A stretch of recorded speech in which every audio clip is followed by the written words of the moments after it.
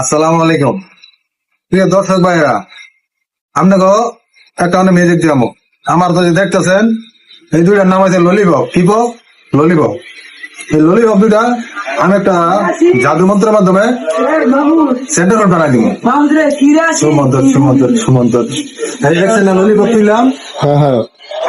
এই সুমন্তর সুমন্তর ছু দেখছেন কি বেজি হাতে নিয়ে দেখান, এটা তো বিশ্বাস হচ্ছে না।